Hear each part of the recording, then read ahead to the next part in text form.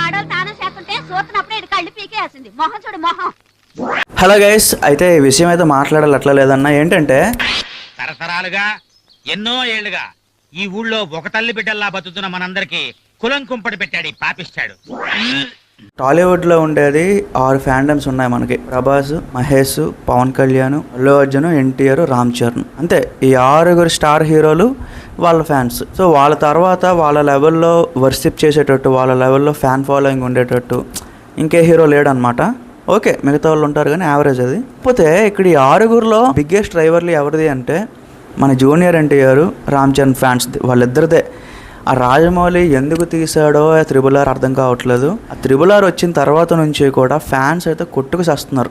ఒప్పుకోవాల్సింది ఇక్కడ జూనియర్ ఎన్టీఆర్ కన్నా in the aspect of market కానీ, ఇన్ ద ఆస్పెక్ట్ ఆఫ్ ఆ క్రేజ్ కానీ, ఇన్ ద ఆస్పెక్ట్ ఆఫ్ ఆ డెడికేషన్ కానీ, ఒక సినిమాకి ప్రాణం పెట్టేయాలి అనే ఒక ఆలోచన ఏదైతే ఉంటుందో చరణ్ గారికి కొంచెం ఎక్కువ అండి. అది మీరు ఒప్పుకోవాలి. అది ఈవెన్ త్రిబుల్ ఆర్లో కూడా okay, Komaram Bheem character is decent. But Ramaraju character ఏంటంటే కంప్లీట్గా layer by layer.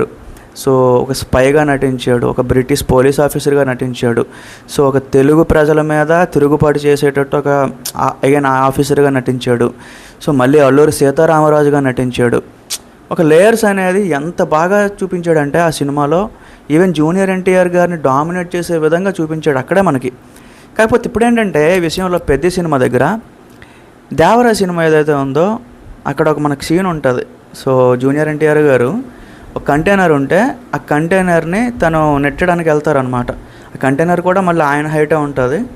So it's okay, పోనీ ఆయన ఒక్కడ అలా నెట్టేశాడా అంటే పోనీ ఏదో నమ్మచ్చు, పోనీ లేదో ఇట్స్ ఓకే, సినిమాలో కొన్నిసార్లు అవుతుందిలే అనుకోవడానికి. ఒక 5గురు పరిగెట్టి వెళ్తారు. వెళ్ళి మళ్ళీ అలా ఏమైనా మామూలుగా ఉంటారా, పెద్ద పెద్ద ఎద్దుల్లా ఉంటారు. సో వాళ్ళు వచ్చి దాన్ని ఆపుతూ ఉంటే మళ్ళీ ఇలా పుష్ చేస్తే అది అలా వెళ్ళిపడిపోద్దంట.